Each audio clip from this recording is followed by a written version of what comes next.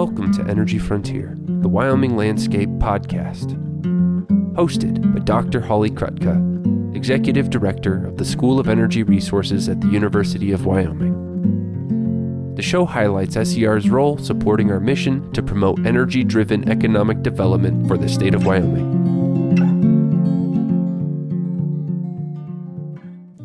Eugene, let's start by having you tell our listeners about your role at the School of Energy Resources. My role at the School of Energy Resources is Director of Hydrogen Energy Research Center. So I develop the center, I grow it, and I define the strategic direction that the center is taking and move to the next phase where we are bringing in new projects, working with industry and different stakeholders that SER is normally working with. And you lead one of our newest centers, and so we'll talk about that in a minute. But first, can you talk a little bit about your background and how you came to be here at the School of Energy Resources? Well, I came here for opportunity and for the awesome people on the team that the School of Energy Resources represents. I knew many people before coming to School of Energy Resources. I knew you, Holly, for a long time. I also know Scott and Fred for long time, ever since I started actually in what is now known as energy transition technologies or carbon management technologies. So my background is in energy transition technologies or carbon management. And I started with the Energy and Environmental Research Center in North Dakota with John Harry and his team. I worked with John Sorensen in the beginning. And my focus was on geochemistry of basically what is now known as carbon storage. And then I moved to Kansas Geological Survey. I worked there also on similar projects. I was a leader for the Carbon Safe program. I was a joint PI with Andrew Duguid, who's in Battelle. We had a joint project there. And I had multiple demonstration projects in the same occupation, Kansas Geological Survey. And then I came here. Cool. Awesome. And your accent is from Wyoming originally. Oh, of course, yes. Basically the same as Wyoming. I'm coming from Ukraine.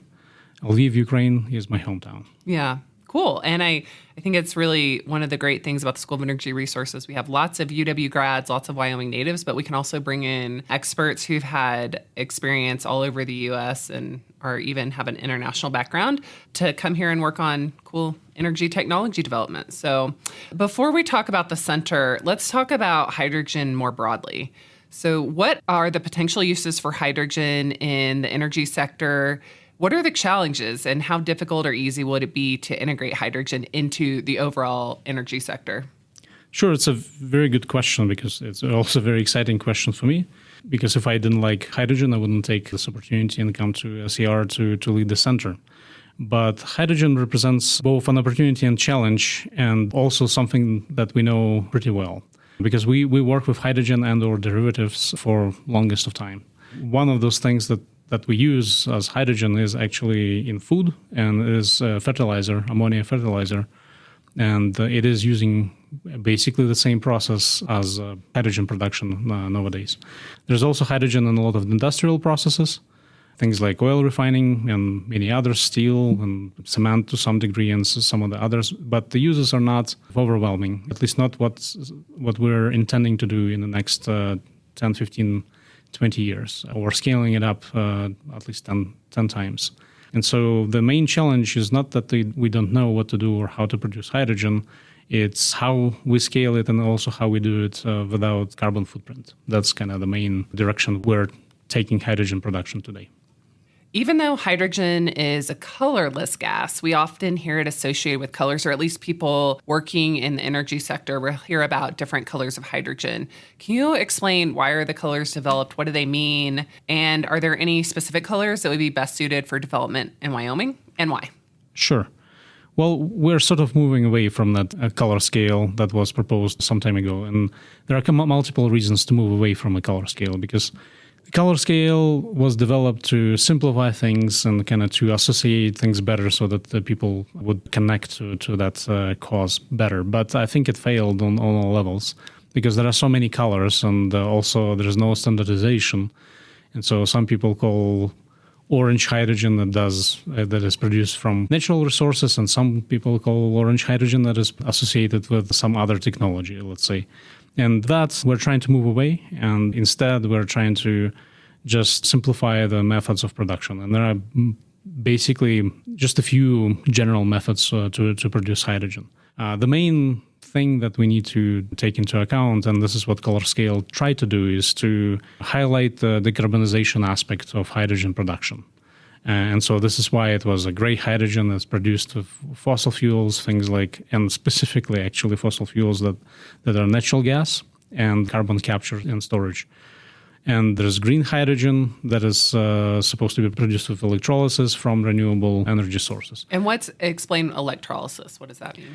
And electrolysis is applying energy to split water, basically. So you have your cathode and anode, and you put it in water, and you split it into oxygen and hydrogen. That's what electrolysis is. But you can do it not only with renewable power, you can also do it with nuclear, but you also can do it with other energy sources. So it's not a kind of limiting technological factor, and that's why the confusion with the colors, and that's why the confusion across the board overall. Because also, if you say green hydrogen, which means that it's completely without any carbon footprint, but that could be only in a fairy tale. In a real world, we unfortunately or fortunately, we mix things together. There's never a time when the sun shines 24 hours a day, and so you have to mix the grid electricity to produce green hydrogen. And if you mix a grid electricity, that means that your carbon footprint is still there, so you cannot call it green. Right.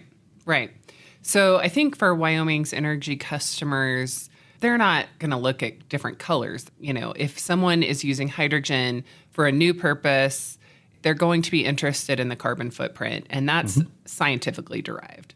And so that's really what will sell hydrogen or not. But I think you made an important point that there's lots of different ways to make hydrogen that are low carbon, including you could use nuclear. Wyoming has a new nuclear plant, and fossil fuels as well as renewables. So there's a lot of different opportunities, and Wyoming kind of has them all. One question we get a lot around hydrogen production is related to water consumption. Water consumption is a part of the energy sector. Sometimes it's consumed, sometimes it's just used, but there is a big water energy nexus. Can you talk about the water impact of hydrogen production and anything your center here at the School of Energy Resources is doing to research that and better understand it? Absolutely. Again, excellent question. Water is a sensitive issue not only for hydrogen, for all things, agriculture, industrial footprint, or our everyday use. You know, even golf courses are coming into criticism because of their use of potable water. So hydrogen is no exclusion in this, and hydrogen, of course, is in the spotlight as one of those new technologies. And as a newcomer, it has a challenge because of the water rights.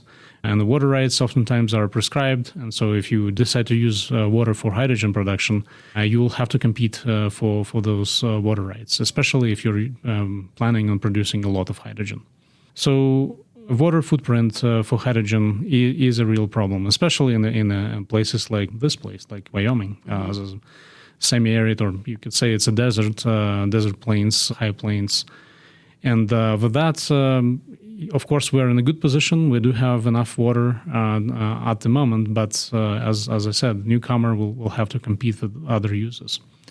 And our center here at School of Energy Resources is looking into this issue, and it is taking it very, very seriously from a very, very beginning. So we have a dedicated team at the center that looks into economics of water, looks into policy and regulatory issues very deeply. But beyond that, it's not only just theoretical. We are also looking into a project that we're conducting together with Los Alamos National Lab and a local EPC contractor, but also Williams companies. And this project is in desalination of Wyoming's oil and gas produced water.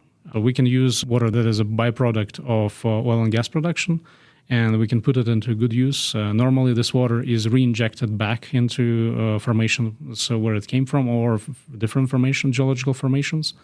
And normally, it is lost forever. It is also a liability because you have to handle this water. You have to pay to dispose of this water. So if we come with our technology, what is going to happen is that we'll reduce this footprint of water production, and mainly water injection into underground. And that will actually streamline some of the operations for oil and gas producers, make it actually greener, better. But then it will allow us to use water that is normally not accessible in any other way. And I think that's such a cool area. Let's talk a little bit more about that project. So you talked about produced water. It's the water that comes up during oil and gas production. Yep. And so what you're doing as part of that project, it's primarily funded by the Department of Energy, and then also the state of Wyoming. The Wyoming Energy Authority is working through their process to commit funds. And then I think Williams also. Am I missing anyone? No, this Los Alamos is a provider of technology and local EPC company that's called EPC, a contractor from Cheyenne that is helping us to actually build this thing and put it into work. So we're going to build a pilot here in Wyoming, test it on actual Wyoming produced water, and then we get to keep the pilot and keep testing. Is that right? Yes, this is correct. And this is also very exciting for us because we can test different additional methodologies, catalyst. We can teach students hands-on on a real-world working apparatus that actually is producing hydrogen. We can use this hydrogen for research purposes, or actually if Williams wants to sell it or use it in their processes, they're welcome to do that. Yeah, it's really cool. And I think one of the things that is so exciting about working on energy technologies in Wyoming is we get to do all this great research here at UW, but then Wyoming is such an energy savvy state. We have interested industry partners that we can go out and test pilots and then maybe even demonstrate if the pilot works as hoped and the technology proves out, we might have opportunities to test it at larger scale and have first deployment here. So it's kind of exciting. Hopefully we can. Hopefully this project grows into a large scale demonstration, because this one is a small scale demonstration, relatively small scale demonstration. It's only 1 ton per day, so 365 tons per year. Not a very large scale project, but it could grow to thousands of tons per year.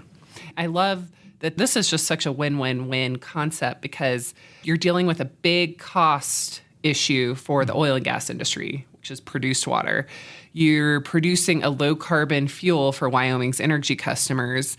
And then you're also able to use natural gas with this cleaned up produced water to create hydrogen. So you're creating a new market for a Wyoming fuel. So it's such a great story. So I'm rooting for you. I hope this one works. Oh, thank you. And I'm rooting for myself as well, good. But also for my team, because this is a very important project.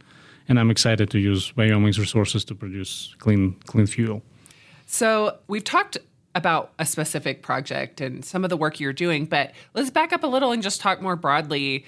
The Hydrogen Energy Research Center is the newest center of excellence that is run by researchers here embedded in the School of Energy Resources. So we have centers of excellence here that are our staff run, and then we have faculty across the University of Wyoming that we also support to run faculty-led centers. So you have the newest center of excellence here, and you came really to start the center. There was a little bit of groundwork laid, but you really did take it from nothing. You had no employees when you showed up and started to grow it. So what has been the biggest challenges with starting a center of excellence here at the School of Energy Resources? Well, the main point here is that you cannot start from nothing. And I'm grateful for School of Energy Resources to start it from basically a very generous startup fund. There was already a project in works that I'm continuing, basically finalizing with Department of Energy, and this is on sort of a flagship project that helps to identify Wyoming's resources and how we can use them to move hydrogen and use hydrogen in Wyoming settings. So this is being almost finalized. And then there is also industry support, because again, when I came, you, Holly, and Scott and others helped to socialize this with industry, and industry put their money into this project. And so I'm grateful to Anschutz and Williams and also Tallgrass, who helped us to bring projects into School of Energy Resources and share the experience. So I didn't come to nothing. Yes, I was the sole member of the research team, but I had a lot of opportunities already to work and grow. So that was a very good start for me. And then moving into the next phase, and the main challenge was to actually staff the center, to have a team. And team, I don't take forming a team lightly. I have my specific sort of methods on how I vet people and move them to work on projects. And so now I'm happy to announce that we are growing. We're adding a lot of members. So we added at least 3 full-time team members just in the recent past since June. And then we will be adding 2 more February and March. So team formation was one of the greatest challenges. And then also defining strategic directions, identifying the main resources of interest in Wyoming and also the main paths for production, but also identifying the programs at Department of Energy that will help us to move those to the next level, and keeping the stakeholders happy and bringing new industry stakeholders to participate in the center. That continues to be a challenge. So I'm very grateful for the support that I already have. You know, one of the things that's different about this center than some of our others, I think generally the School of Energy Resources, we try really hard to be out in front of energy issues. For the Hydrogen Energy Research Center, it was truly industry that came to us and said, you guys have to be working on this. We need more work. We need Wyoming to be engaged, and particularly UW, the School of Energy Resources. So that's how this center came. And so that's unique. That has not happened since I've been here with any of the other centers, really. Generally, we kind of try to identify issues. So that was interesting, and I think that's what really helped set us up for the Anschutz Corporation in Williams and the Department of Energy to kind of help us launch with the state of Wyoming. So one thing that I think is really interesting is how you've been able to build your team. And you just talked about some of the folks you've brought in, full-time staff members here at the School of Energy Resources. They're very, very multidisciplinary. You've also done a really good job of working with tenure-track faculty across the University of Wyoming, I think particularly in the College of Engineering and Physical Sciences. So talk about how you balance that and how you've been able to both bring on your own staff, but then also work with tenure-track faculty, who are the folks that are teaching students here at UW, often doing earlier stage research. What's the right balance, and how have you found the balance to kind of figure out how to build your center? Yes, it's another very important aspect of building a center is actually involving faculty in day-to-day activities, of interesting them in bringing value to Wyoming through participating in hydrogen projects, hydrogen programs. And so we had set up a special appropriation fund from the state of Wyoming to expand this program. And so we were able to invest in our faculty in building their laboratory spaces and computational capacities, and also just building their general knowledge about hydrogen. But I wouldn't say it was too difficult to do, because very many faculty at the University of Wyoming actually had very genuine interest in the program.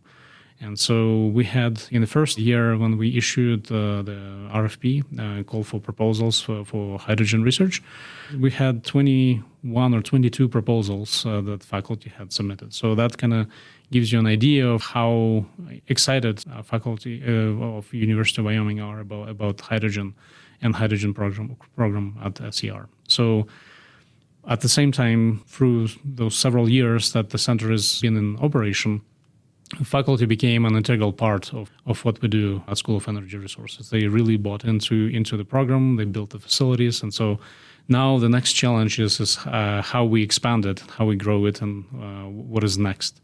And so we're trying to help. We're building projects from a get-go as a common project between School of Energy Resources and faculty, while also helping faculty to submit proposals to the Department of Energy. And I think it's been working very, very, very good. We have a good progress and good projects to report. So I hope in the next iteration we'll have even more hydrogen projects sponsored by ARPA or Department of Energy or NSF that we help to facilitate. That's great. And I think it bears, not everyone's familiar with the School of Energy Resources and our function here at the University of Wyoming. So I think it's worth explaining a little bit how this is set up. So School of Energy Resources, we have our own internal research staff. They focus on Wyoming energy issues full-time. Some of them might teach a class, but really it's not part of their day-to-day responsibilities.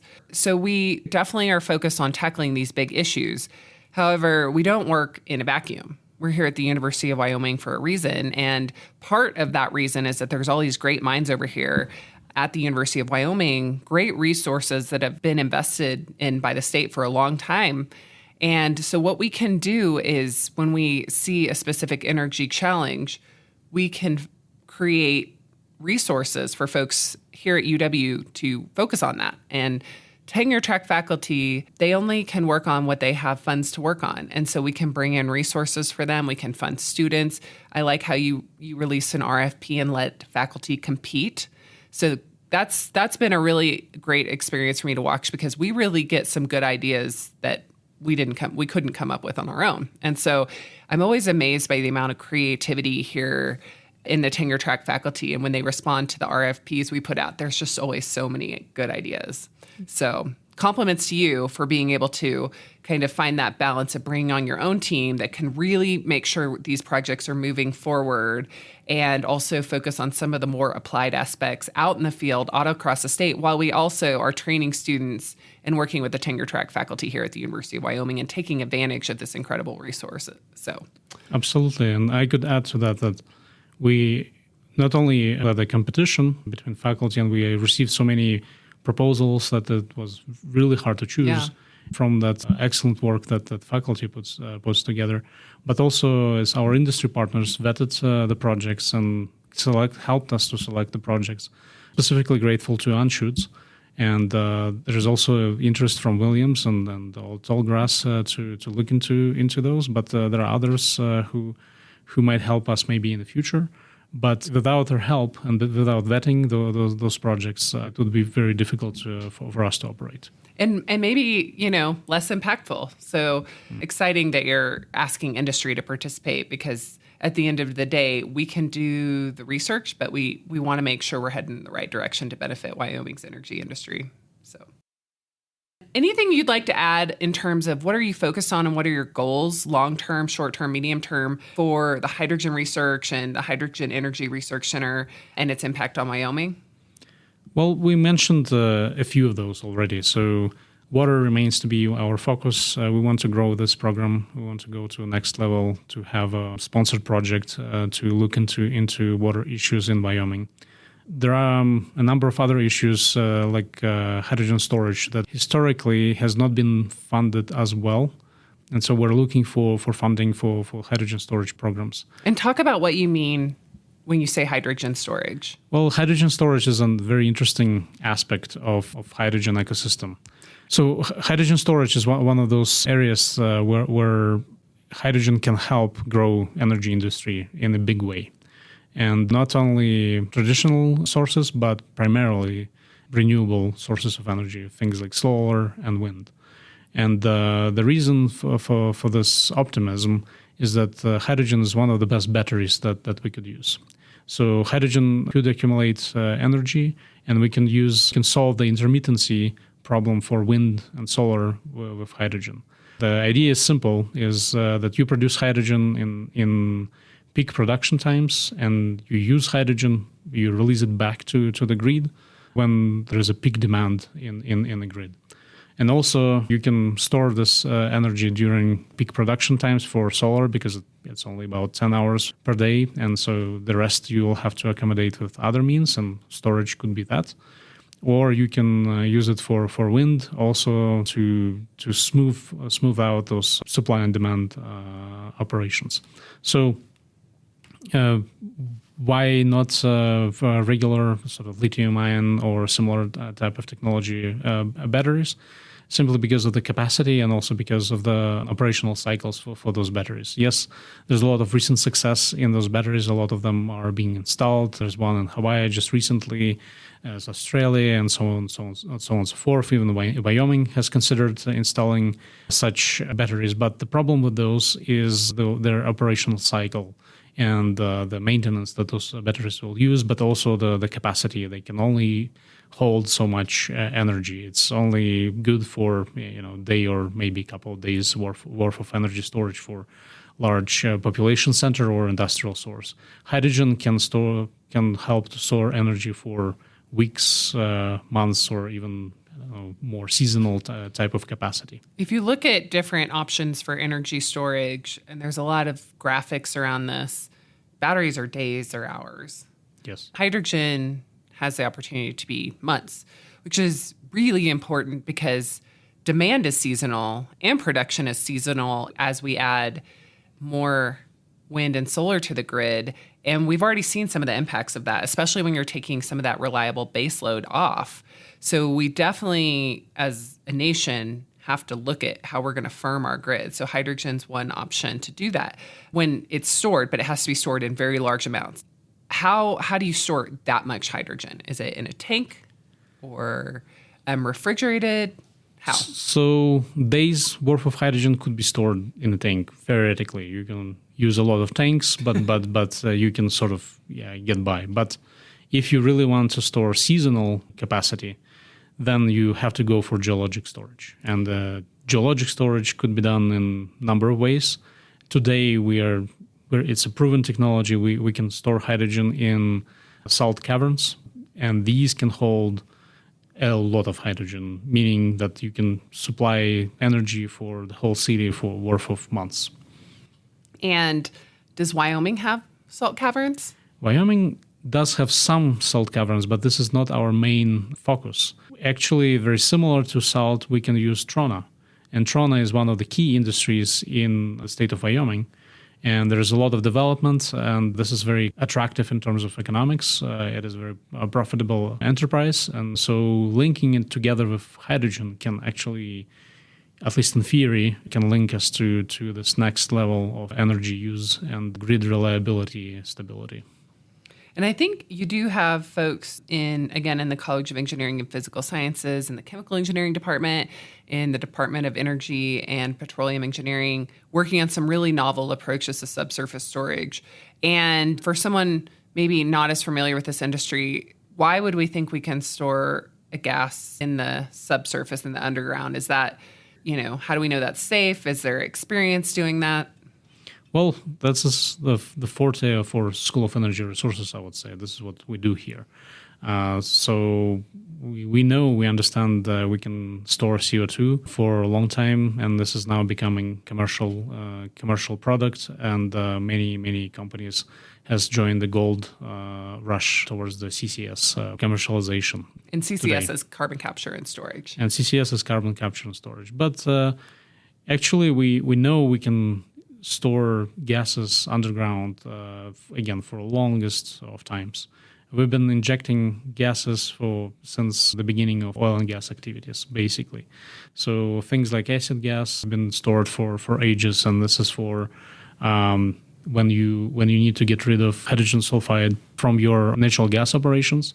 And so you have this H2S being dumped underground in safe manner in multiple operations. Actually, here in Wyoming, there are multiple operations like that, but also Canada is very known for that.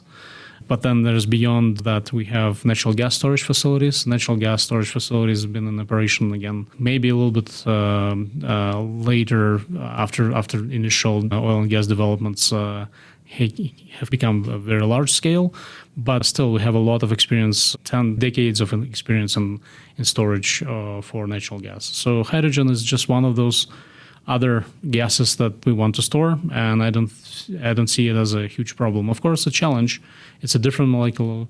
It's smaller than natural gas. It's smaller than CO2, so it is a little bit more tricky to store than our previous experience. But that being said, general operations are known, infrastructure is clear, and so we just need to prove it for hydrogen. That's and also we do know of a few commercial deployment projects that store hydrogen on an everyday basis and make money with that. That's great. Yeah. And those of us in the energy sector, we know about natural gas storage, but I think it's a great point to tell everyone who may not live and breathe this night and day that, we already store a lot of gas in the subsurface for later use. And that's one of the ways that we can meet our energy demand as a country. So Can you discuss the various modes of transportation that can be used for hydrogen and what challenges exist? I think you mentioned water and the size of the molecule. I think this is another key challenge where we need some great scientific work to unlock. So talk about how to move hydrogen and some of the challenges. Well, hydrogen is an interesting beast because it is basically elemental. All universe consists of primarily hydrogen and, of course, helium, but still, it's one of the primary elements. And so, in theory, it is everywhere, but it's also nowhere. And the reason it is nowhere is because it's hard to keep in one place. So that's kind of the main challenge. It's keeping hydrogen in place. Yet, at the same time, we know we can do it. There's, as I mentioned, operations with hydrogen in different industrial sectors. And so we have this knowledge. The challenge is to scale it up. So scaling up could be very, very difficult. And so there's a number of ways we can move hydrogen. One of them is, again, we know it because we have a pipeline, operational pipeline. It's about 1,500 miles worth of pipeline in United States that's move hydrogen around. It's one of the Lindy's hubs. And so again, it is in commercial operation, so therefore it is proven technology. We know we can do it. At the same time, we also know that it requires special materials and special handling because monitoring is tricky. Also, bringing in compressing hydrogen is tricky because it's elemental, so you need to apply a lot of pressure and temperature if you want to liquefy it, and therefore increasing density and therefore increasing your carrying capacity for the gas. And so carrying it is not a trivial matter, but I'm very confident that we can solve it. There are a number of ways that we can actually substitute moving hydrogen around. Basically, we can use hydrogen derivatives to move hydrogen around. So you can use ammonia and therefore liquefy hydrogen and therefore remove that pressure and temperature restrictions to move hydrogen from place to place. You can also use things like ethanol or methanol as carriers for hydrogen. There are, of course, issues with that. There's a CO2 component in methanol and ethanol, but still it could be a way to move hydrogen from place to place.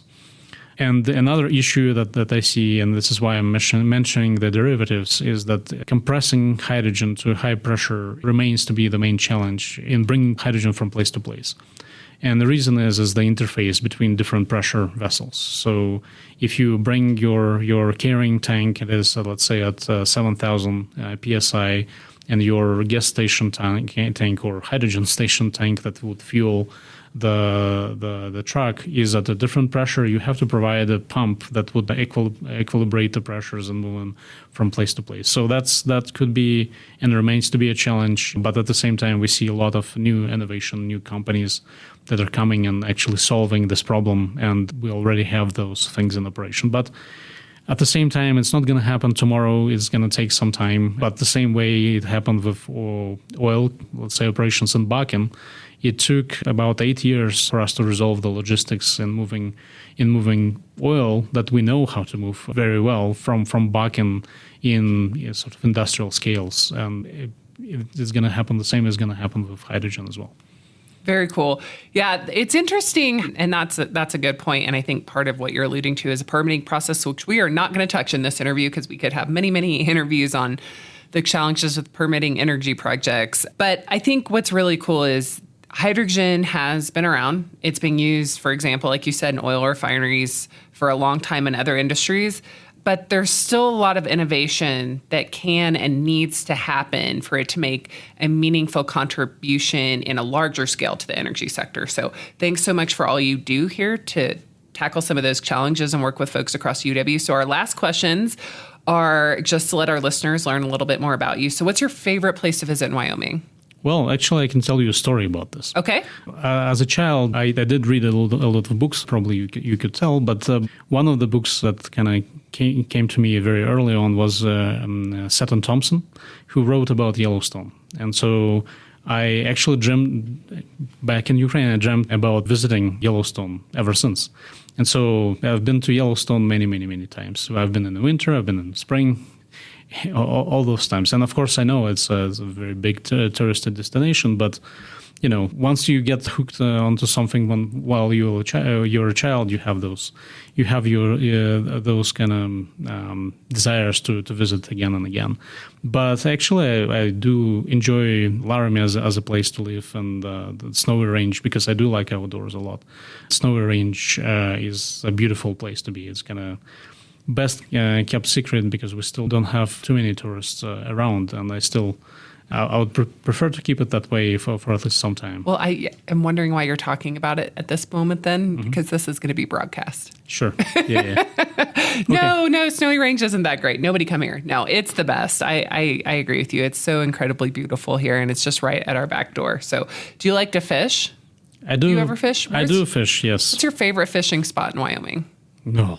My favorite, actually, all places in Wyoming are good to fish. No one will tell me.